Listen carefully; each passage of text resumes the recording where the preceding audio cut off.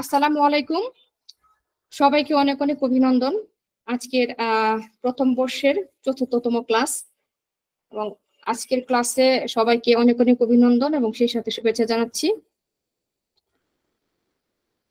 আমি আমার পরিচয়টা দিয়ে নিচ্ছি।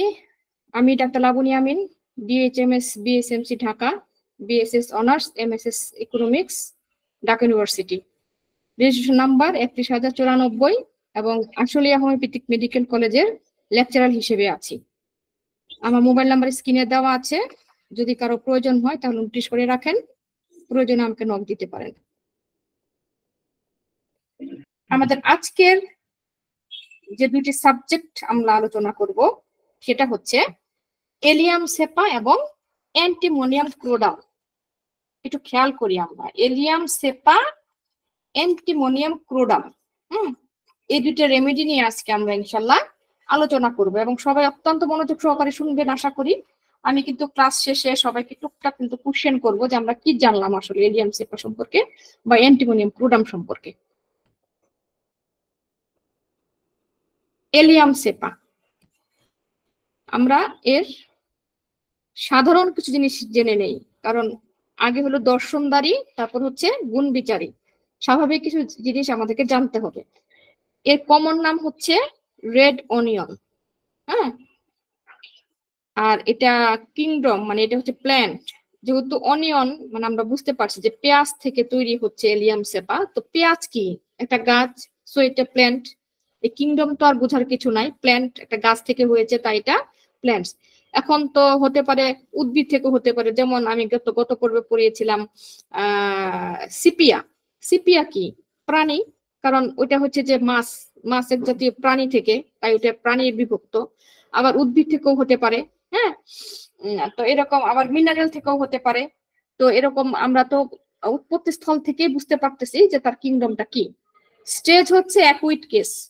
এলিয়াম সেপা হচ্ছে অ্যাকুইট রোগীদের জন্য। অ্যাকুইট রোগ তো বুঝি আমরা যে ধরনের রোগ সাধারণত হঠাৎই আসে এবং হঠাৎই চলে যায়, কোনো ধরনের মানে পরে রোগীকে অল্প কিছু দিনের জন্য খুব ভোগায়, অথবা একদম সিরিয়াস পর্যায়ে হয়ে রোগী মৃত্যুও হতে পারে, হ্যাঁ। এ ধরনের রোগকে সাধারণত আমরা অ্যাকুইট রোগ বলি। আর ক্রনিক রোগটা হচ্ছে কি ধীরে ধীরে ধীরে ধীরে আস্তে আস্তে আস্তে আস্তে তার ভিতরে বাসা বাঁধে এবং লেয়ার টু লেয়ার তার ভিতরে থেকে যায়। আজকে কালকে পরশু এভাবে করতে করতে বছর পর বছর, মাসের পর মাস, বছর পর বছর যখন কেটে যায়, যে রোগীটা সে বহন করে এটা হয়তো সে দুর্ভোগ বহন করে, কিন্তু হঠাৎ করে মৃত্যু হওয়ার সম্ভাবনাটা খুব কম থাকে। এই ধরনের রোগকে সাধারণত আমরা ক্রনিক ডিজিজ বলি। অ্যাকুইট ডিজিজ সাধারণত 1 মাস থেকে আমাদের এখানে সাধারণত 3 মাস পর্যন্ত আমরা এটাকে অ্যাকুইট ডিজিজ বলে থাকি। বাট 3 মাস হওয়ার পরে যদি কোনো রোগী বলে যে আমার একটি সমস্যা নিয়ে আমি আসলাম, এটা অবশ্যই প্রথমে স্টেজেই কিন্তু আমরা পেশেন্টকে জিজ্ঞাসা করি যে আপনি কতদিন যাবত এই সমস্যায় ভুগছেন। কারণ আপনি যদি এই কোশ্চেনটা না করেন তাহলে আপনি বুঝবেন না যে আপনি কি অ্যাকুইট প্রেসক্রিপশন করবেন তার জন্য নাকি ক্রনিক প্রেসক্রিপশন করবেন। তখন কিন্তু রোগী আপনাকে বলবে যে আমি তো 2-3 মাস যাবত ভুগছি কিংবা 2-3 বছর যাবত ভুগছি, তখনই বুঝতে পারবেন যে সে যে রোগটা নিয়ে আসছে সেটা অ্যাকুইট নাকি ক্রনিক। তো এটা হচ্ছে অ্যাকুইট এবং ক্রনিক বোঝার উপায়। আর এলিয়াম সেপাটা হচ্ছে অ্যাকুইট স্টেজে খুব ভালো কাজ করে, এটা অ্যাকুইট স্টেজেরই একটি রেমেডি। এটা সাইডটা কি, সাইডটা হচ্ছে লেফট সাইড এবং লেফট টু রাইট, হ্যাঁ, মানে লেফট সাইডেও হতে পারে অথবা লেফট থেকে রাইটেও যেতে পারে। এর মায়াজম হচ্ছে সরিক এবং সাইকোটিক। মায়াজম সম্পর্কে ফার্স্ট ইয়ার আমি জানি আপনাদের মায়াজম সম্পর্কে ধারণা খুবই কম, তো মায়াজম নিয়েও ক্লাস হবে। যে অর্গান অফ মেডিসিন যিনি ক্লাস নেন উনি ইনশাল্লাহ আপনাদের মায়াজম বুঝাবে। এছাড়া আমি নিজেও আপনাদেরকে মায়াজম নিয়ে ক্লাস নিব।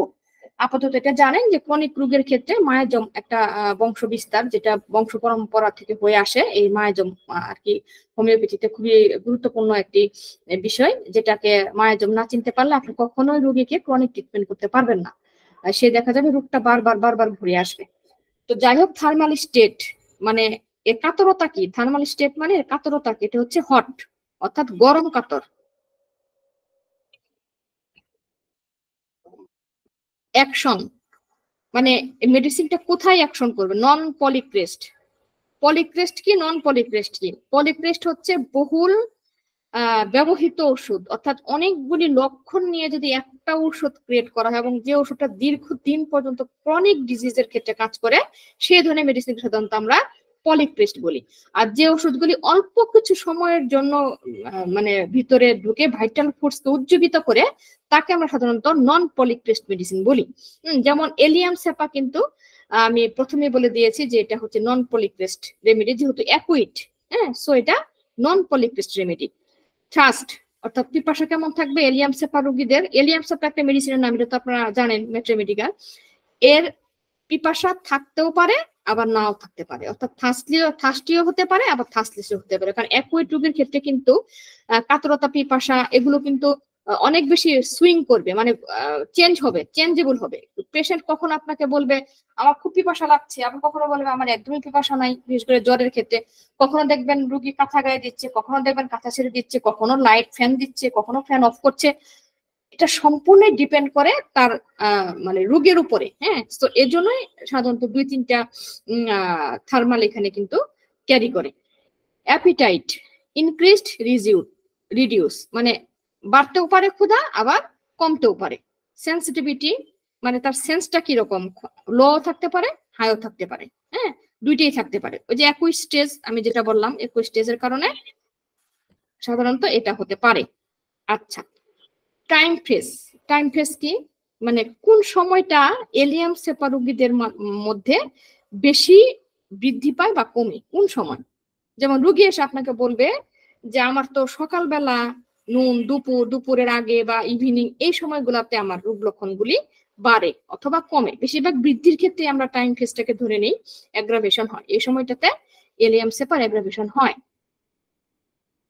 এই দেখেন এলিয়াম সেপা, চিনেন আপনারা এটা? বলেন তো এটা কি? পেঁয়াজ, কিন্তু আমাদের বাংলাদেশি পেঁয়াজ না, এটা হচ্ছে মিশরীয় পেঁয়াজ। বাংলাদেশি পেঁয়াজ থাকে মাটির নিচে আর মিশরীয় পেঁয়াজ হয় মাটির উপরে। যদিও আমি একটা সফটওয়্যার থেকে এনেছি তাই এটা মিশরীয় পেঁয়াজ হয়েছে, কিন্তু আমাদের বাংলাদেশি পেঁয়াজ দিয়েও কিন্তু আপনি এলিয়াম সেপা বানাইতে পারবেন। ঠিক আছে, আরেকটি বিষয় খেয়াল করবেন যেটা অত্যন্ত গুরুত্বপূর্ণ, সেটি হচ্ছে যে মেডিসিনটা যেখান থেকে তৈরি তার কিছু বৈশিষ্ট্য যদি আমরা মনে রাখি, তাহলে কিন্তু আমাদের রেমেডি শিখতে অনেকটা ইজি হবে। আজকে যদি আমরা পেঁয়াজ করি, পেঁয়াজে কি কি হয় কেউ একটু বলবেন? পেঁয়াজে কি কি আছে, পেঁয়াজে কি কি হয়, কি কি হতে পারে? আচ্ছা যাই হোক, আমি একটু বলি সুন্দর করে, হ্যাঁ। পেঁয়াজ খুব ঝাঁঝালো, তাই না? কাটলে পরে চোখ জ্বলে, পেঁয়াজ কাটলে নাক মুখ দিয়ে পানি বের হয়, একদম চোখ মুখ একদম একাকার, ঝাঁঝ লেগে যায়। যে রাঁধুনি পেঁয়াজ কাটে বা বাটে সে অনিচ্ছা সত্ত্বেও কিন্তু কেঁদে ফেলে, অর্থাৎ তাকে কাদাইতে হয় না। তাহলে পেঁয়াজের ভিতরে অবশ্যই অ্যাসিড আছে, যার জন্যই কিন্তু চোখ জ্বলে, চোখ খার হয় এবং জ্বালা পোড়া করে। তো যাই হোক, এটা হচ্ছে পেঁয়াজের বৈশিষ্ট্য। এবার দেখেন, এটাই হচ্ছে মূল বৈশিষ্ট্য যেটা নিয়ে আমি পুরাটা প্রেজেন্টেশনটাকে তৈরি করব। আচ্ছা, এই পেঁয়াজ মানে এলিয়াম সেপা কোথায় কাজ করে, কোন কোন জায়গাতে কাজ করে, এর অ্যাকশনটা কোথায়? সেটা হচ্ছে মিউকাস মেমব্রেন, নোজ, আইস, লারিংস, বলস, নার্ভস এবং লেফট টু রাইট।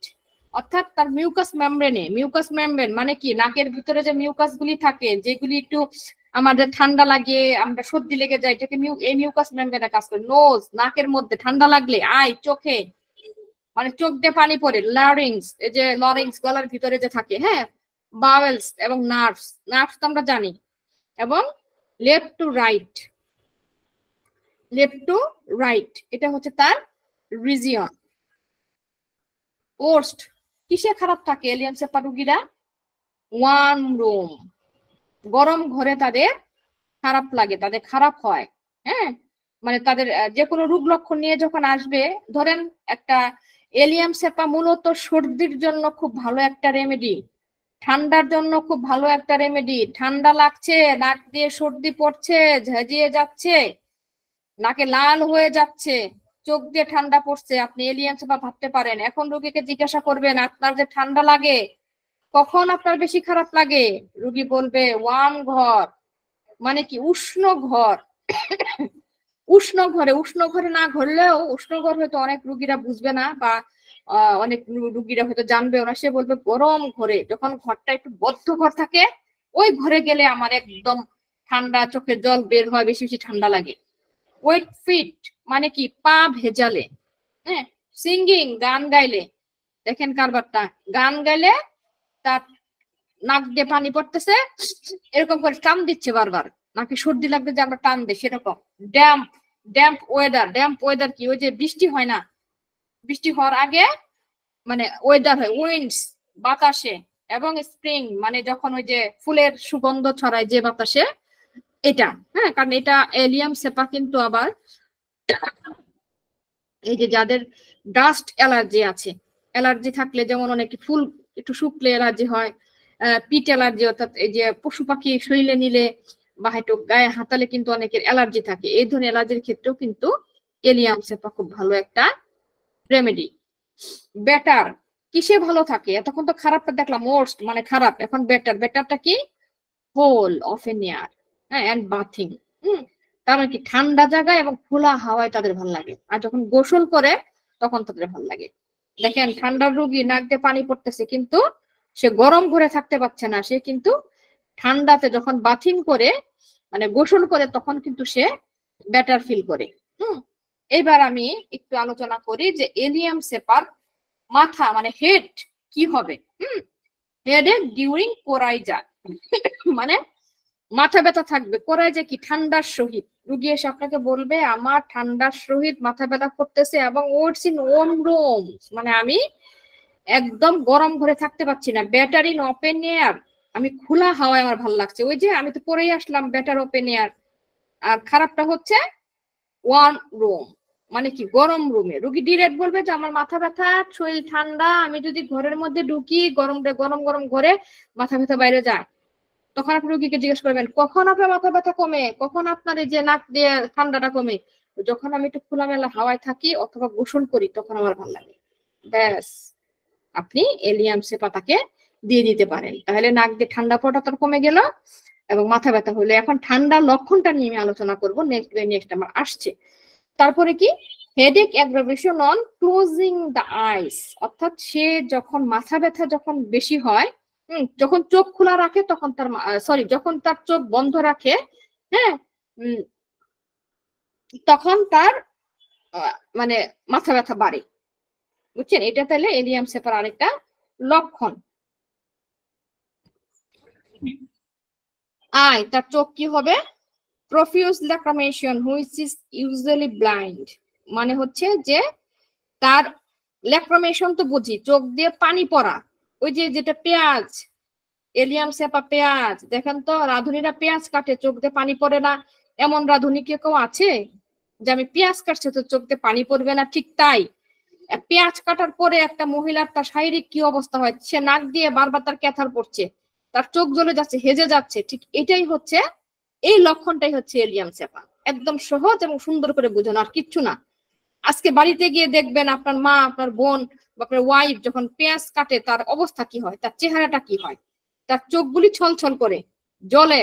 আপনার ওয়াইফ আপনাকে এসে বলবে, আপনার মা, আপনার বোন, যারাই হোক, মহিলারা এসে বলবে যে পেঁয়াজ কাটলে আমার চোখ জ্বলে, বা এই যে একটা ঝাঁঝালো ভাব, এই ঝাঁঝালো ভাব থাকবে। পেশেন্ট যখন ঠান্ডা লাগবে তখন সে বলবে যে চোখের ভিতরে আমার একটু জ্বলা জ্বলা ভাব, একটু পানি পানি ভাব, এবং ইউজুয়ালি ব্ল্যান্ড, মনে হয় যে আমি অন্ধের মতো এরকম আর কি, এরকম থাকবে। এবং প্রফিউজ ল্যাক্রিমেশন মানে কি, চোখে পানি থাকবে, এই আই রোগদের, হ্যাঁ, এটা থাকবে।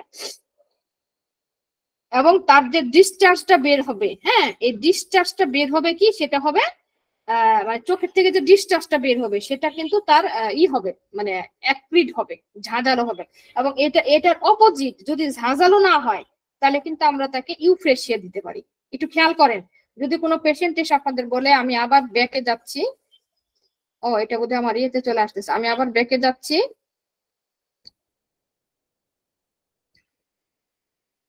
এই যে আইটা দেখেন, একটু দেখেন, profuse lacrimation which is usually bland, যখন সে তার চোখ পানি থাকবে, আপনি জিজ্ঞাসা করবেন আপনার যে চোখে আসছে ঠান্ডা যে লাগছে, ঠান্ডা লাগলে কি আপনার চোখটা জ্বালা পোড়া করে বা ওখানে অ্যাক্রিড লাগে, ঝাঁঝালো লাগে? যদি বলে যে হ্যাঁ আমার ঝাঁঝালো লাগে, তাহলে এলিয়াম সেপা। কিন্তু আর যদি ঝাঁঝালো না লাগে, এক্সপ্লোরেটিং মানে কি চলটা যদি না ওঠে, এক্সপ্লোরেটিং যদি না হয়, তাহলে কিন্তু আপনি দিবেন ইউফ্রেশিয়া। ঠিক আছে, অপোজিট হলে সেটাকে আমরা দিব ইউফ্রেশিয়া। তাহলে দেখেন দুইটাই আছে, ঝাঁঝালোটাও আছে, ঝাঁঝালো ছাড়াটাও আছে, দুইটাই আছে। তাইলে এবার আসি নোজ। নোজে কি হবে? Coryza with acrid nasal discharge with even exploiting a nose of upper lip। হ্যাঁ, তার মানে কি এত পরিমাণ কোরাইজা নাক দিয়ে ঝাঁঝালো হবে যে তার ঠোঁটের উপরের অংশটা দেখবেন ক্ষত ক্ষত হয়ে গেছে।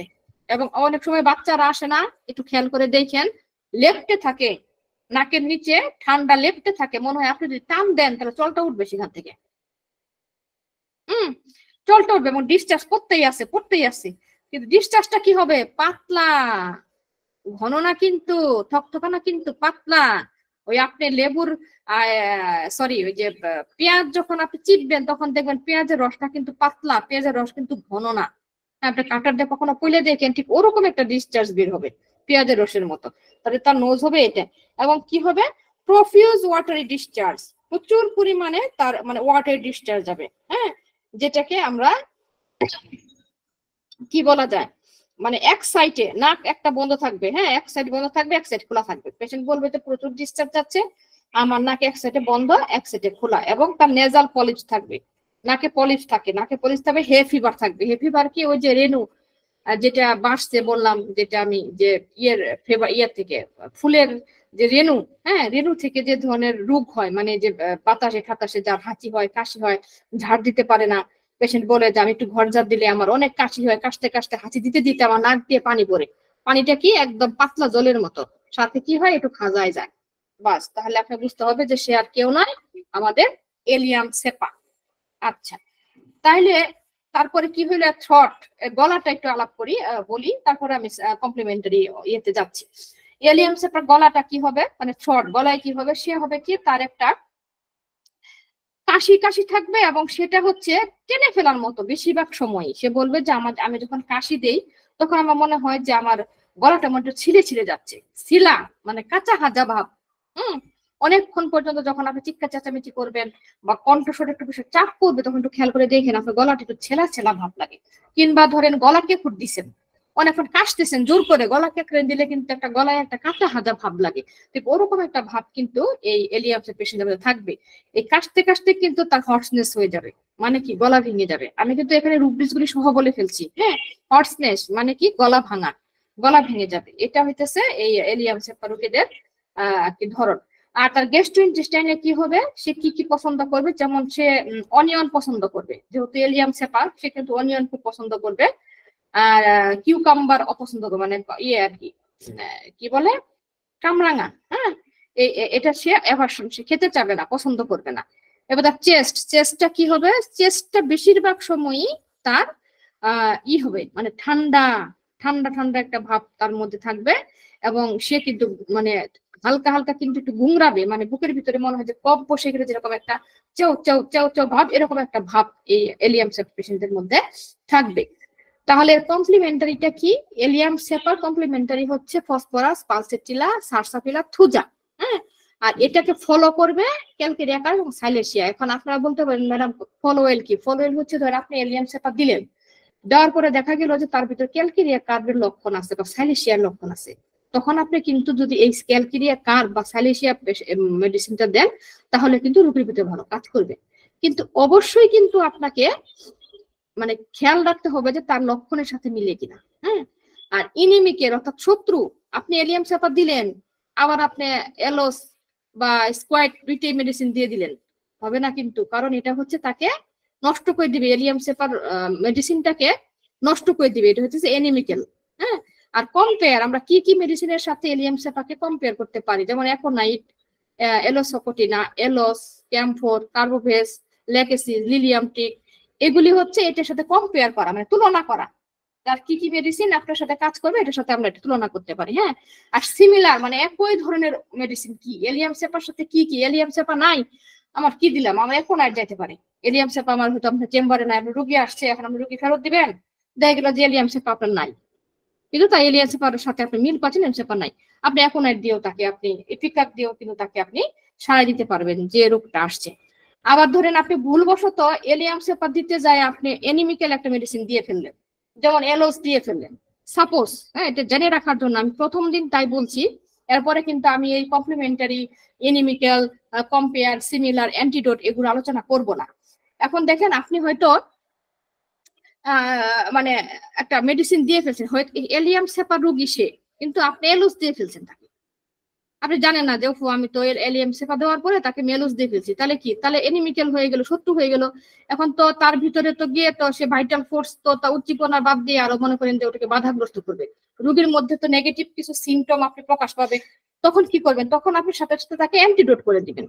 এখানে অ্যান্টিডোটের কিন্তু দুইটা সিস্টেম আছে। এক হচ্ছে মেডিসিন ওয়াইজ অ্যান্টিডোট, যেটা আপনি আর্নিকা, ক্যামোমিলা, নাক্সভূমিকা, থুজা, ভিরেটা, মেলবাম, এই পাঁচটার ভিতরে যেটা মিলে। আর আমাদের জ্ঞানী মহারথী বা আমরা যারা জুনিয়র সিনিয়র যে ডাক্তার আছে, তাদের কাছে অ্যান্টিডোট মানে হইতেছে সিমটম সিমিলারি ট্রিটমেন্ট করা। আপনার সিমটমে যেটা পাবেন সেই মেডিসিনটা আপনাকে দিয়ে দিবেন, এটাতেও কিন্তু অ্যান্টিডোট হয়। দেখেন ডিউরেশন অফ অ্যাকশন, অর্থাৎ 1 ডে। এলিয়াম সেপা দেওয়ার পরে আপনি দ্বিতীয় দিন অন্য কোনো মেডিসিন দিতে পারবেন, কারণ এটার অ্যাকশনই হচ্ছে 1 ডে। এরকম অনেক মেডিসিন আছে যেগুলির অ্যাকশন 27 দিন থাকতে পারে, 30 দিন থাকতে পারে, 40 দিন, 1 মাস, 2 মাস, 3 মাস। এই 40 দিন যে অ্যাকশন, এই 40 দিনের মধ্যে কিন্তু আপনি অন্য কোনো রেমেডি তাকে দিতে পারবেন না, কারণ ওর কাজটা 40 দিন পর্যন্ত করবে বা 30 দিন পর্যন্ত করবে। যেটাই হোক, একটা প্রত্যেকটা মেডিসিনে কিন্তু একটা অ্যাকশন থাকে। ঠিক তেমনি এলিয়াম সেপার অ্যাকশন হচ্ছে 1 ডে, মানে একদিন। একদিন আপনি একদিন পরে আপনি তাকে মেডিসিন চেঞ্জ করে দিতে পারবেন। তাহলে এই হচ্ছে আমাদের এলিয়াম সেপা সম্পর্কে মোটামুটি একটু ধারণা। এবার আমি আসবো অ্যান্টিমোনিয়াম ক্রোডাম। অ্যান্টিমোনিয়াম ক্রোডাম একটু দেখে নেই। অ্যান্টিমোনিয়াম ক্রোডাম এর কমন নেম হচ্ছে সালফেট অফ অ্যান্টিমনি। এটা আসলে একটা ফর্মুলা, হ্যাঁ, কেমিক্যাল ফর্মুলা। যেমন ওটা তো আমি বলে দিলাম যে উদ্ভিদ থেকে আসছে, কিন্তু এটা হচ্ছে একটা কেমিক্যাল ফর্মুলা। এখানে আসলে এটা বোঝানোর মতো কোনো কিছু নাই। এটা কিংডম হচ্ছে মিনারেল। মিনারেল মানে খনিজ থেকে আসা, যেহেতু ফর্মুলা, সো খনিজ থেকে আসা। দেখেন স্ট্রেস, ক্রনিক, দেখেন এটা দিয়ে কিন্তু আপনি ক্রনিক রোগী যারা তাদেরকে আপনি ট্রিটমেন্ট করতে পারবেন। ক্রনিক রোগীর ক্ষেত্রে যদি কেউ আসে এবং তার যদি এই অ্যান্টিমোনিয়াম ক্রুডাম যদি লক্ষণ থাকে, আমরা লক্ষণ পড়বো ইনশাল্লাহ, তাহলে কিন্তু আপনি তাকে দিতে পারবেন। তার সাইডটা কি, left side, left to right এবং অল্টারনেটিং সাইড, বাম পাশেও হতে পারে, ডান পাশেও হতে পারে, এবং বাম থেকে ডান, ডান থেকে বাম, অল্টারনেটিভ দুইটা সাইডই হতে পারে। এটার মায়াজম কি, সোরিক, সাইকোটিক, টিউবারকুলার এন্ড সিফিলিটিক। 4টা মায়াজমে কিন্তু সে ক্যারি করতে পারে, সোরিক, সাইকোটিক, টিউবারকুলার এবং সিফিলিটিক। এর থার্মাল স্টেজ হচ্ছে এমবি থার্মাল। এমবি থার্মাল আপনারা শুনেছেন কিনা এটা সম্পর্কে? এমবি থার্মাল হচ্ছে শীতের দিনেও শীত লাগে, গরম দিনেও গরম লাগে, যাকে আমরা বলি এমবি থার্মাল। রুগী এসে বলবে আপনার পায়ে ব্যথা কখন বাড়ে কখন কমে, আমার শীতের দিনেও বাড়ে, গরম দিনেও বাড়ে, আমি বুঝি না কিছু, কখন বাড়ে কখন কমে। আচ্ছা ঠিক আছে, আপনি যে এই যে আপনার কি গায়ে কি শীত লাগে বেশি নাকি গরম লাগে বেশি, বা আপনার কোনটা ভালো লাগে? সে বলবে কি গরম দিনেও গরম লাগে, শীতের দিনেও শীত লাগে। এই যে তার একটা মানে মিউচুয়াল একটা অবস্থা, একে সাধারণত আমরা বলি এমবি থার্মাল, মানে দুইটাই তার মধ্যে আছে। সরি, অ্যাকশন হচ্ছে অনলি পলিক্রেস্ট। দেখেন অনলি পলিক্রেস্ট মেডিসিন, নন পলিক্রেস্ট না, কিন্তু পলিক্রেস্ট মেডিসিন। তাহলে অ্যান্টিমোনিয়াম ক্রোডাম কিন্তু খুব পলিক্রেস্ট এবং খুবই মানে গুরুত্বপূর্ণ একটা রেমেডি। এখন আমরা নেক্সটে যাই। থ্রাস্ট কি, মানে পিপাসাটা কি হবে? খেয়াল করবেন জেনেটালিস্ট কিন্তু একটা মানে মেডিসিনের জন্য কিন্তু খুবই গুরুত্বপূর্ণ। রোগীর পিপাসা কেমন, কাতরতা কেমন, রোগী কি পছন্দ করে, কি অপছন্দ করে, রোগীর ঘুম কেমন, রোগীর চাহিদা কেমন, রোগী কি খাইতে ভালোবাসে, কি খাইতে ভালোবাসে না, রোগী উঠা বসা কেমন, এগুলো কিন্তু অত্যন্ত অত্যন্ত গুরুত্বপূর্ণ। আপনি যখন রেপার্টরির মাধ্যমে একটা রোগীর কাছাকাছি যাবেন, যখন দেখবেন যে আপনার একই সারিতে 2-3টে রেমেডি চলে আসছে, তখন কিন্তু এই যে জেনেটালিস্ট মানে এই যে জেনারেল কিছু বিষয়, এগুলো কিন্তু আপনাকে হেল্প করবে ওই মেডিসিনটাকে চুজ করার জন্য। আর জেনারেল কিন্তু কখনো চেঞ্জ হয় না। একটা জিনিস খেয়াল রাখেন, একটা রোগী বাতের সমস্যা নিয়ে আসলো, আপনি বাতের ব্যথা, আপনি এখন বলবে যে ম্যাডাম আমার তো বাতের ব্যথা, ঠান্ডা দিলে ভালো লাগে। আবার 1 মাস পরে বলবে ওহ ম্যাডাম 1 মাস আগে তো ঠান্ডা দিলে ভালো লাগতো, এখন গরম দিলে ভালো লাগে। কারণ এটা হচ্ছে তার প্যাথোলজিক্যাল সিমটম, তার বাত আছে বা টিউমার আছে বা অশ্র হয়েছে, যেটাই বলেন না কেন, আপনার কিন্তু একটা সমস্যা নেই, সে আপনার কাছে আসবে। মানে একটা রুগী তো অবশ্যই একটা প্রবলেমের কারণে আপনার কাছে আসবে।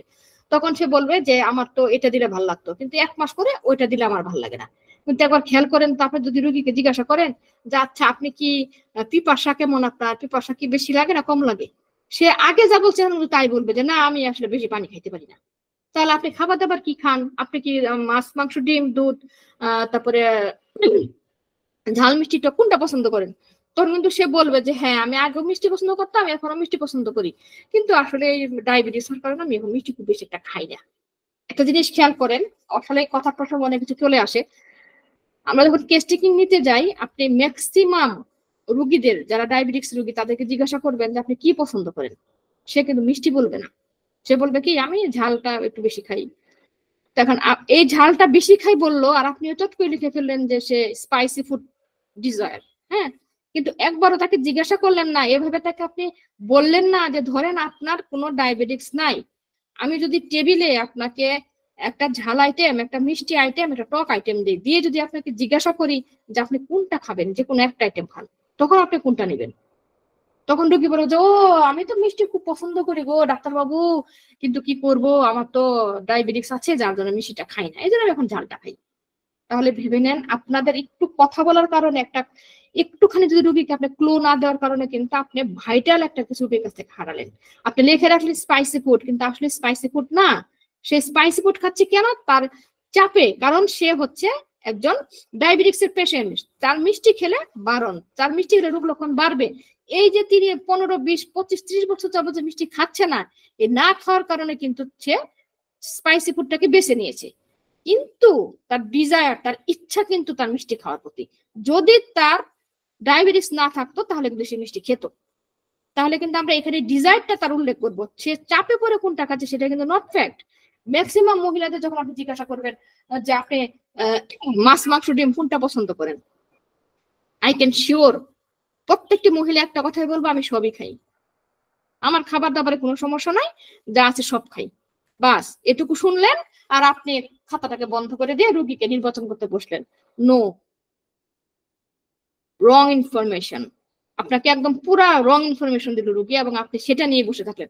আপনাকে রুগীকে বলতে হবে যে ঠিক আছে আপনি তো সবই খান, আমি জানি একটা মহিলা যখন তার সাংসারিক চাপে পড়ে তখন ফ্যামিলির কাছে থাকতে গেলে তার নিজস্ব কোনো বাধ্যবাধকতা থাকে না, আপনি সবই খান, আমি বেছে নিলাম, কিন্তু আমি যদি টেবিলের ভিতরে আপনাকে যদি খাবার দেই, একটা মুরগি দিলাম, একটা মাছ দিলাম, একটা মাংস দিলাম, আর একটা ডিম তরকারি দিলাম, এবং আমি যদি বললাম যে আপনার পছন্দ মতো যে কোনো একটা আইটেম খাইতে পারবেন, তাহলে আপনি কোনটা নেবেন? That's question. হ্যাঁ, তখন সে বলবে যে হ্যাঁ আমি তো গরুর মাংসটা পছন্দ করি, কিংবা না আমি তো ডিম পছন্দ করি, বা আমি তো মাছ পছন্দ করি। এই যে দেখেন, এইখানে হইতেছে কেস টেকিং হচ্ছে খুবই খুবই খুবই গুরুত্বপূর্ণ একটা বিষয়। কেস টেকিং হলে আপনি সুন্দর করে একটা রেমেডি যাচাই করতে পারবেন। কেস টেকিং হচ্ছে একটা রেমেডির আয়না। আপনি নিজেকে আয়নায় দাঁড়িয়ে ঠিক যতটা গুরুত্বপূর্ণ ভাবে সাজাতে পারবেন, ঠিক কেস টেকিং দিলে যতটা সুন্দর করে একটা কেস টেকিং সাজাবেন, একটা রেমেডি চকচকা করে ভেসে উঠবে। তাহলে কেস টেকিং এখানে কিন্তু খুব গুরুত্বপূর্ণ। এর জন্য অবশ্যই আপনার পেশেন্টের সাথে কোঅপারেটিভ হতে হবে। আপনি যদি নিজেকে গাম্ভীর্যপূর্ণ করে রাখেন, নিজেকে যদি ইন্ট্রোভার্টেড করে রাখেন, যদি আপনি পেশেন্ট ক্যান শিওর না করেন যে না আপনি আমার কাছে যা বলতে চাচ্ছেন আমি আপনার বিষয়গুলো গোপন রাখবো, আমি আপনার রোগটাকে আমার মতো করে সাধ্য মতো করে চেষ্টা করবো সারানোর, রোগী কখনোই আপনাকে তার মনের কথা খুলে বলবে না। তাহলে এই বিষয়গুলো অবশ্যই আমাদেরকে জানতে হবে। যাই হোক, অ্যাপিটাইট ইনক্রিজ এন্ড রিডিউস দুইটাই থাকতে পারে, সেন্সিটিভিটি হাই এবং লো। মুন ফেস মানে চাঁদের অনুসারে first quarter, moon quarter, new moon, এটা যদিও আসলে অনেক পেশেন্টের আসে বলতে পারে না। আগের লোকেদের কাছে জিজ্ঞাসা করলে তারা বলতে পারতো যে আমার তো অমাবস্যা চাঁদে বাড়ে, অন্ধকার চাঁদে বাড়ে, অর্ধ চাঁদে বাড়ে, এটা তাদের একটা হিসাব ছিল। কিন্তু বর্তমান সময়ে আসলে ব্যস্ততায় বা ঢাকা শহরের লাইটিং এর আলোতে এই মুন ফেসটা সাধারণত বোঝা যায় না। যেহেতু আমি আমার এই যে সবগুলি আসলে বরিক রেমেডি থেকে নিয়ে এসেছি, ওনার বইতে দেওয়া ছিল, যা জন্য কপি করে আনার কারণে এই লেখাগুলো উঠে গেছে। তো যাই হোক, জেন্ডার কাকে দিতে পারি আমরা? মেল, ফিমেল, চাইল্ড সকলের ক্ষেত্রে কিন্তু এই অ্যান্টিমোনিয়াম ক্লোরাম রেমেডিটা খুব ভালো কাজ করে।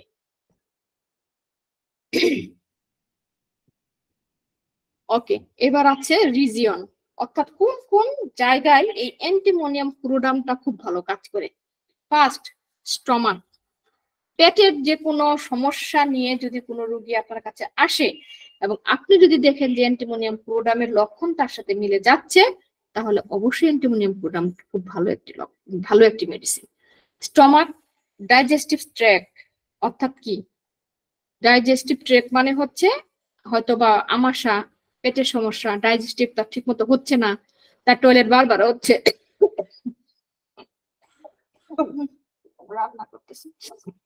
আচ্ছা মাইন্ড, দেখেন মনের খুব ভালো একটা রেমেডি। স্কিন, চেঞ্জিং সাইড, অর্থাৎ যে কোনো সাইড যদি চেঞ্জ হয়, রোগী যদি এসে বলে আমার আগে বাম পাশে ছিল, এই সমস্যা তো দেখতেছে আমি ডান পাশে হইতেছে, বা উপরে ছিল নিচে হইতেছে, সাইড, চেঞ্জিং সাইড, এই চেঞ্জিং সাইডের ক্ষেত্রেও কিন্তু অ্যান্টিমোনিয়াম ক্লোরাম খুব ভালো কাজ করে। ওর্স্ট, কোন অবস্থাতে অ্যান্টিমোনিয়াম ক্লোরামরা খারাপ ফিল করে, সেটা হচ্ছে কোল্ড, অর্থাৎ ঠান্ডায়। কি ঠান্ডায়? বাথিং, গোসল করলে। দেখেন আমরা যে এলিয়াম সেপা পড়লাম, ওইখানে কিন্তু বাথিং করলে কিন্তু তার ভালো লাগে, আর এখানে অ্যান্টিমোনিয়াম ক্লোরামে কিন্তু সে গোসল করলে তার খারাপ লাগে। ড্যাম্পনেস মানে ড্যাম্প ওয়াটার অন হেড, বিশেষ করে যখন সে মাথায় পানি দেয় তখন তার খারাপ লাগে। ওভার ইটিং, প্রচুর খাইলে। অ্যাসিড, হ্যাঁ অ্যাসিড জাতীয় খাবার, সুইট মিষ্টি অ্যাসিড জাতীয় খাবার খেলে তার রোগ লক্ষণ বৃদ্ধি পায়। আর হিট, তাপে, কোন তাপে?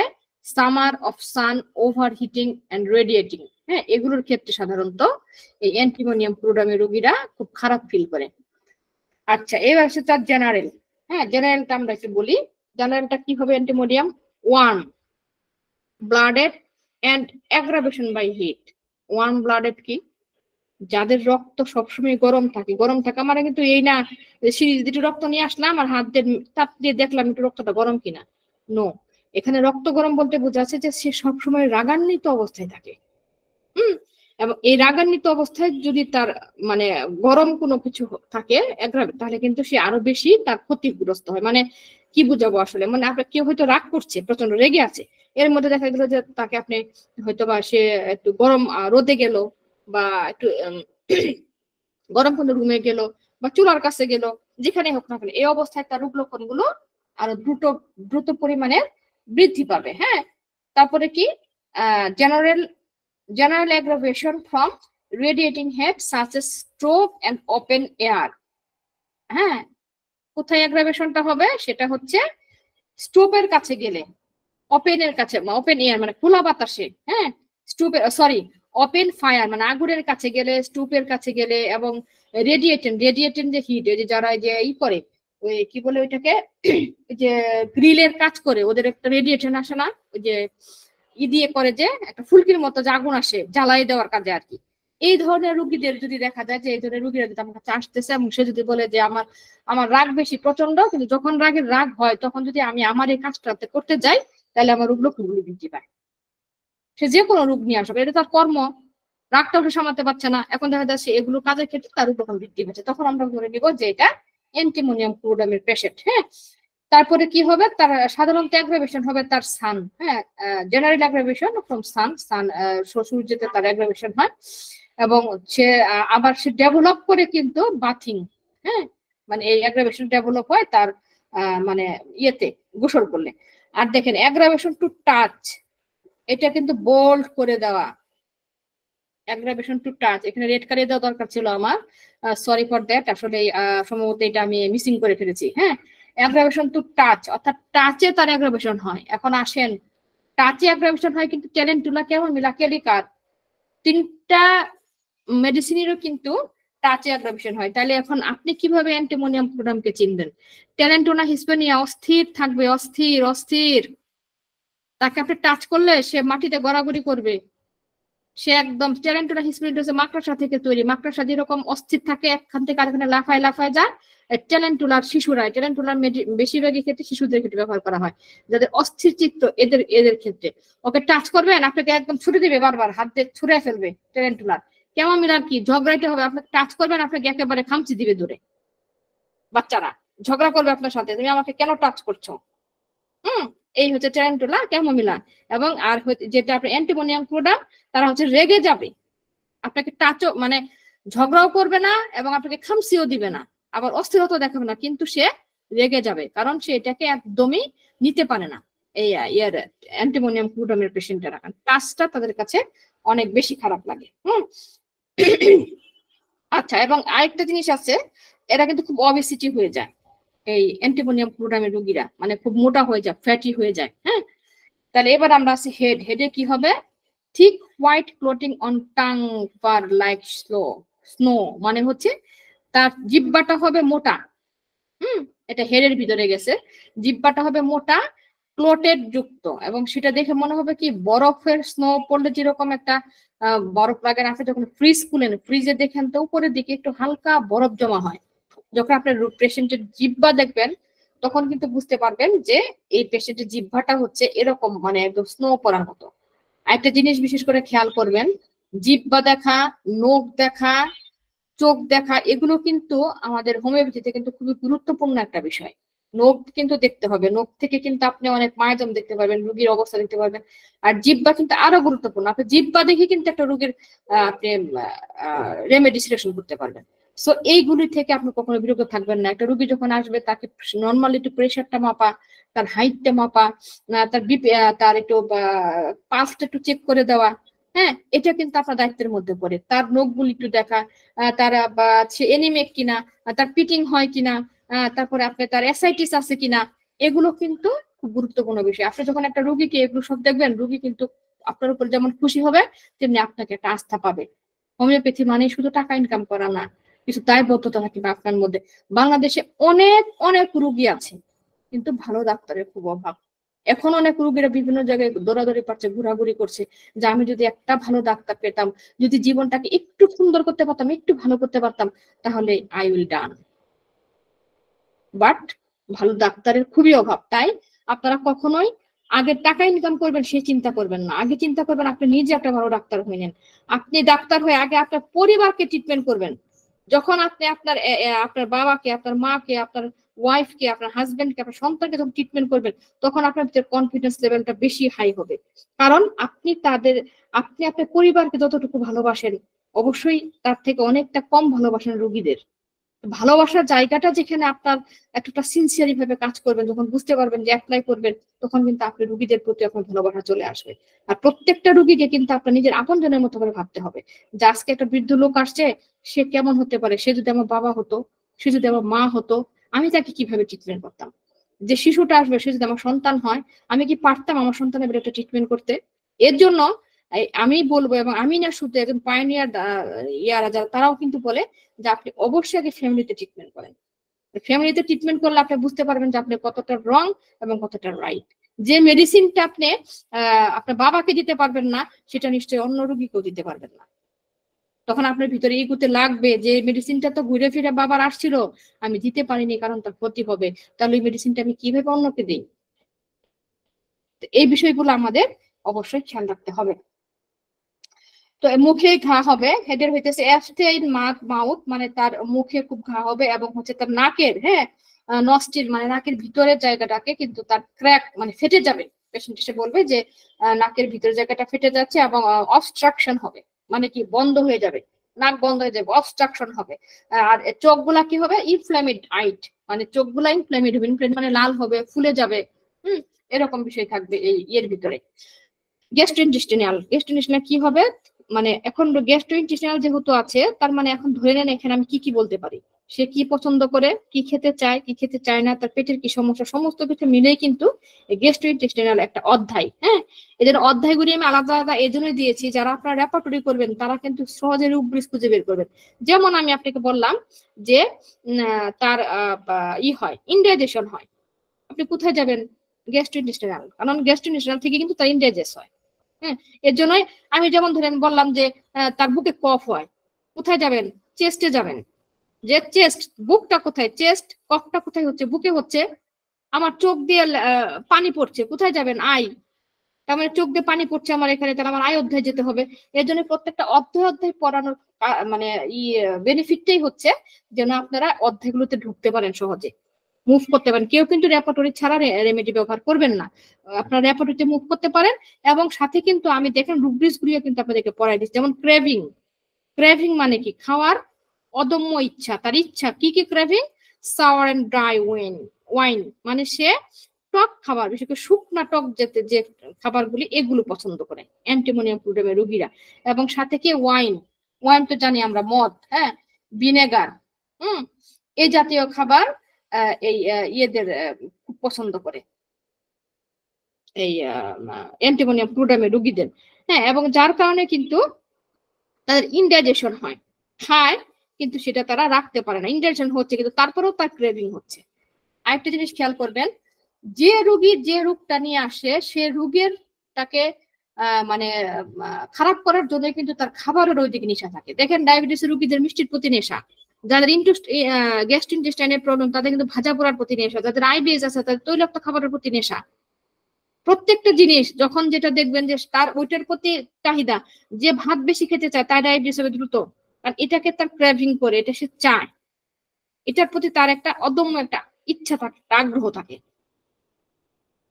যে বাচ্চার দাঁত নষ্ট সে চকলেট খাবে বেশি, কারণ তার ওইটার প্রতি তার ক্রেভিং, ওটাই তার চাওয়া, ওটি তার অদম্য ইচ্ছা। তো যাই হোক, অল্টারনেটিং ডায়রিয়া এন্ড কনস্টিপেশন, এই অ্যান্টিমোনিয়াম ফ্লুইডামের পেশেন্টরা কিন্তু অল্টারনেটিং ডায়রিয়া এবং কনস্টিপেশনে ভোগে, দুইটাতেই কিন্তু তারা কনস্টিপেশনে ভোগে। তো এই হচ্ছে গ্যাস্ট্রোইন্টেস্টাইন। আসে তো অনেক, কিন্তু আসলে সময় স্বল্পতার কারণে তো আমাদের শর্ট করে পড়াতে হয়। চেস্ট, এইবার দেখেন চেস্ট আসছে। চেস্ট কি? কফ এন্টারিং এর ওয়ার্ম রুম, যখন সে একটা রুমে এন্টার করে মানে ঢুকে তখনই তার কাশি হয়। কি চমৎকার লক্ষণ! এই দেখেন, এই একটা লক্ষণ বোল্ড করে দেওয়া আছে। আমি যদি এটা দিয়ে একটা লক্ষণ দিয়ে যদি আমরা কাশি রোগী ভালো করতে পারি, আপনি যদি সঠিকভাবে যদি আপনি নেন, আপনি যদি নাই জানেন যে আপনার পেশেন্টকে কি কোশ্চেন করবেন। তা কাশি রোগী আসলো, আপনার মাথায় যদি এটা থাকে যে আমি তো কোথায় যেন পড়ছিলাম যে রুমে ঢুকার সাথে সাথে কাশি হয়, রুগী এসে আপনারা জিজ্ঞাসা করলো যে ভাই আমি তো বুঝি না কিছু, আমি তো এমনি ভালো থাকে, যখনই আমি একটা রুমের মধ্যে ঢুকি তখনই আমার রুম বলতে আসলে এখানে একটু গরম রুম, মানে রান্নাঘর বা ওই যে একটু মানে হট রুম গুলাতে যেখানে থাকে, আমার এমনি সারাদিন ভালো আছি, রান্নাঘরে যখন ঢুকবো তখনই কাশি হবে। আপনি এটা আবার কিরকম লক্ষণ, আমি তো কখনোই বুঝি নাই, আমি তো কখনো জানি না, আপনি অনেক ঘাটাঘাটি করবেন, কিন্তু আপনি এই যে পড়ে গেলেন যে অ্যান্টিমোনিয়াম ফ্লুইডামের এরকম একটা লক্ষণ দেখছিলাম, যদি আপনি বারবার ম্যাথমেটিকা পড়েন তাহলে একটা লক্ষণই কিন্তু যথেষ্ট একটা কাশি রোগীকে ভালো করতে। আপনি চট করে রেমিডি দিয়ে দিতে পারলেন যে হ্যাঁ আমি অ্যান্টিমোনিয়াম ফ্লুইডামের সাথে সাথে আপনি জিহ্বাটা দেখে নিলেন তার যে একটু মনে হয় লেপানো লেপানো, মানে যেটা আমি বললাম যে ইয়ের মতো বরফের মতো, তাহলে কিন্তু আর দেরি নাই, আপনি অ্যান্টিমোনিয়াম ফ্লুইডাম দিয়ে কিন্তু খুব সুন্দর মতো একটা কাশি রোগী ভালো করতে পারলেন। এবং কি ক্রনিক টিকলিং কফ, টিকলিং কি মানে গলার ভিতরে একটু সুসুরি সুসুরি ভাব লাগে, এবং রোগী আপনারা বলবেন যে আমার তো কফ আছে, কফটা কেমন একটু সুসুরি সুসুরি লাগে। আর গরম ঘরে ঢুকলেই আমি ঘরে ভালো আছি সমস্যা নেই, আমি যখন একটু রোদে যাবো, যখন একটু রান্না করে যাবো, তখন আমার কাশি পারবে, বাস আর কিছু লাগবে না। আপনি খুব চমৎকার ভাবে কিন্তু এই ইয়াটা করতে পারবেন। হ্যাঁ, তারপরে এক্সট্রিমিটিসে কি আছে, তার আর্থাইটিস পেইন থাকবে। এই অ্যান্টিমোনিয়াম ফ্লুইডামের পেশেন্টদের আর্থাইটিস পেইন থাকবে, এবং পেইনটা বিশেষ করে তার পায়ের পাতা এবং সোল, মানে পায়ের পাতা, ফিট, পায়ের পাতা এবং তালুতে তার পেইন হবে। আপনি যখন জিজ্ঞাসা করবেন অ্যান্টিমোনিয়াম ফ্লুইডামের রোগীদের যে আমার আর্থাইটিসের সমস্যা আছে, এবং বিশেষ করে সে থাকবে তার পায়ের পাতা এবং তলায়, এবং সে যখন হাঁটবে তখন তার খারাপ লাগবে, সে বলবেন যে আমি যখন হাঁটি তখন আমার খুব খারাপ লাগে, এটা হচ্ছে। এবং তার নেলস গুলো ক্র্যাক থাকবে, ফাটা থাকবে। দেখেন নেলসটা কত গুরুত্বপূর্ণ এখানে, তার নখগুলি ফাটা ফাটা থাকবে, আপনি যখন তার নখ দেখবেন যে তার নখগুলি ফাটা ফাটা। আর্থাইটিস একটা রোগী যে যার কিনা পায়ে এবং তালুতে তার ব্যথা, হাতলে ব্যথা থাকে, এবং নখগুলো যদি ফাটা থাকে, এবং দেখা যাচ্ছে তার ওয়ার্ডস আছে, হ্যাঁ পায়ে ওয়ার্ডস আছে, সে প্রলাপস হয়ে যাচ্ছে, ক্যালোয়েডস আছে, ক্যালোয়েডস, হ্যাঁ মানে কোথাও কাটলে সেটা সহজে শুকায় না, তাহলে কিন্তু আপনি একবার অ্যান্টিমোনিয়াম ফ্লুইডাম কিন্তু তার জন্য ভাবতে পারেন। তার স্কিন ইম্পিটিগো, এটা আসলে আমি আনতে চাইছিলাম। ইম্পিটিগো হচ্ছে একটা স্কিনের মতো, মানে ওই যে ফুসুরি ফুসুরি মতো বের হয়, সাধারণত আমরা ইম্পিটিগো বলে থাকি। এ ধরনের কেউ সম্ভবত অডিও খোলা রেখেছেন, প্লিজ একটু বন্ধ করেন। ইম্পিটিগো এই ধরনের স্কিনের সমস্যা এই ইয়ের মধ্যে থাকে। এইবার আসি আমি মাইন্ডটা সবার শেষে। মাইন্ড কি হবে অ্যান্টিমোনিয়াম ফ্লুইডামের পেশেন্টদের? অ্যান্টিমোনিয়াম ফ্লুইডামের পেশেন্টদের মাইন্ড হবে ইরিটেবল, মানে কি খিটখিটে মেজাজ, এরা বাচ্চাদের মতো থাকবে। হ্যাঁ, এবং সব থেকে একটা জিনিস ওদের সব থেকে অপছন্দ, সেটা হচ্ছে কেউ যেন তাদেরকে টাচ না করে, এবং টাচ করলে সে কখনোই তার দিকে তাকায় দেখবে না। হ্যাঁ, এবং সরি, মানে সে যেন তাকায়ও না দেখে, মানে টাচ তো করবেই না, এবং কেউ যেন তাকায় না দেখে। এমন আছে না যে একটু তাকাই দেখে কেউ, দেখি একটা লোক ধরেন একটা পাত্র দেখতে গেল কেউ, আমরা একটু পাত্র দেখি, একটু উকি ঝুঁকি পাতে দেখি না, যে দেখি একটু পাত্র আসছে বা কনে আসছে, একটু উকি ঝুঁকি পাতে দেখি। এই যে যে একটু তাকাই দেখা, এটা কখনো অ্যান্টিমোনিয়াম ক্লোরামের পেশেন্টরা নিতে পারে না। এটা দেখলে সে রেগে যায় এবং তাকে টাচ করা যাবে না। গুরুত্বপূর্ণ একটা সিমটম দেখেন, টাচ করলে রোগী রাগ পাবে। এমনিতে সে ঠিক আছে, কিন্তু তাকে আপনি নর্মালি টাচ করতে পারবেন না, বিশেষ করে অপরিজন যদি টাচ করে। অপরিচিত কেউ সাধারণত রাস্তায় হাঁটতে গেল, গায়ে একটু ঘেঁষা লেগে গেল, সে রাগ করবে। সে রাগ করে, আপনি দেখেন না চোখে রাস্তাতে হাঁটাহাঁটি করেন, এরকম সেরকম ধাক্কা টাক্কা দেন, টাচ করেন, কি ব্যাপার, কি ঠিক, একটু রেগে গেল। কিন্তু এটা তো সম্ভবত হতেই পারে, আপনি রাস্তা দিয়ে যাচ্ছেন, একটা লোকের সাথে আপনার টাচ লাগতে হবে, এটা নিয়ে তো রাগারাগি করার কিছু নাই। কিন্তু অ্যান্টিমোনিয়াম ক্লোরামের রোগীরা রেগে যাবে, আরে আপনি দেখেন না, দেখে চলেন না। এবং দেখবেন, যখন দেখবেন যে দূর থেকে আপনাকে কেউ ফলো করছে, ও দেখবে কি ব্যাপার, আপনাকে ফলো করছেন কেন, এটা আলো চোখে কেন দেখছেন। এটা অ্যান্টিমোনিয়াম ক্লোরামের রোগীরা নিতে চায় না। এবং কি তারা মানে সেন্টিমেন্টাল আর কি সব বিষয়ে। হ্যাঁ, খুব সেন্টিমেন্টাল, অল্পতে সে সেন্টিমেন্টাল হয়ে যাবে। এবং বিশেষ করে মধ্যরাতে, হ্যাঁ, মধ্যরাতে সে একা একা ঘোরাফেরা করবে, চলাফেরা করবে, একা একা ঘুম থেকে উঠে ঘোরাফেরা করবে। ওই সময়টাতে তার কিন্তু সেন্টিমেন্টালটা বেশি হবে। দেখেন, মধ্যরাতে তো সাধারণত সবার নীরব থাকার কথা, সবাই একটু শান্তিপ্রিয়, একটু ঘুমাবে, কিন্তু ওই সময় কিন্তু তার এই সেন্টিমেন্টালটা বেশি হবে। আর কি, সে কিন্তু খুব স্যাডনেস থাকে এবং লোথিং লাইফ লিড করে। লোথিং লাইফ মানে সে একদম, মানে লোথিং লাইফ তো বুঝেন, মানে একদম, মানে কি বলবো, লাইফে কোনো জোশ নাই। আমাদের বর্তমান সময় যেমন বলি আমরা চিল, জোশ, এই কথাগুলো তো বেশি ব্যবহার করে থাকি। ওর লাইফে মনে হয় কোনো জোশ নাই, সে একদম লোথিং লাইফ ব্যবহার, মানে লাইফ লিড করছে। এরকম একটা চিন্তাধারা কিন্তু এই ঈদের মধ্যে থাকবে। হ্যাঁ, তাহলে অ্যান্টিমোনিয়াম ক্লোরামের আমরা একটু কমপ্লিমেন্ট এটা জেনে নেই। স্কোয়াইল, হ্যাঁ, আর ফলোয়াস হচ্ছে মাইক্রোসল পালসেটিলা সালফার, আর ফলোসাস হচ্ছে ইপিকাক পালসেটিলা। আর এটা কম্পেয়ার করতে পারি আমরা এখন অ্যাকোনাইট, অ্যামোনিয়াম, র্যাপিস, arsenicum, bryonia, carbo veg, chamomilla, euphrasia, ferrum phos, ipecac pulsatilla, অনেক কিছু আছে, নাক্স ভূমিকা, রাস্টক, সালফার, এগুলো হচ্ছে আমরা কম্পেয়ার করতে পারি। আর অ্যান্টিডোট হচ্ছে ব্রায়োনিয়া, ক্যালকেরিয়া, হিপারসাপ, মার্কসল। আর এটার ডিউরেশন হচ্ছে 40 দিন। এখন দেখেন, এলিয়াম সেপাটা বলেছিলাম যে আপনি আজকে রোগীকে দিয়ে কালকে দিন অপেক্ষা করে পরশু দিন আপনি চেঞ্জ করে দিতে পারেন রোগীকে। কিন্তু যখন আপনি অ্যান্টিমোনিয়াম ক্লোরাম দিবেন, তখন আপনাকে 40 দিন অপেক্ষা করতে হবে, কারণ 40 দিন কিন্তু এর কাজটা করবে ভিতরে। দেন তারপর আপনি একটা নেক্সট মেডিসিনে যাবেন যে পেশেন্টকে আপনি কি দিবেন। এখন এতক্ষণ আমি যে লেকচার গুলি দিলাম, এই লেকচারের গুলি আমি যে রেফারেন্স, গতবার ক্লাসে আপনারা অনেকে বলেছেন যে ম্যাডাম কার রেফারেন্সে নিয়ে আসছেন, কার বই ফলো করেছেন। তা আমি বইগুলো লিখে দিলাম। A synoptic key of the materia medica by ক্রুয়েল ম্যাক্সওয়েল বগার, যাকে আমরা বগারের বই হিসেবে জানি। ডেস্কটপ গাইড রজার মরিসনের। Lecture of homeopathic by Kent JT, অর্থাৎ জেটি ক্যান্ট। অ্যালেন স্কিনট এবং নরেন্দ্র বন্দ্যোপাধ্যায়ের ঔষধ পরিচিতি বই। হ্যাঁ, এছাড়া আরো টুকটাক বই আছে, আসলে সব নাম তালিকা সম্ভব হয় না, তো বেশিরভাগ এই কয়টা বই থেকেই আমি লেকচারটাকে ফলো করেছি। তো থ্যাংক ইউ। কারো যদি কোনো কোশ্চেন থাকে করতে পারেন।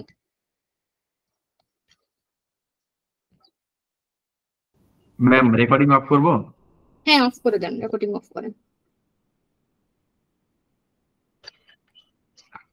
কারো কোনো কোশ্চেন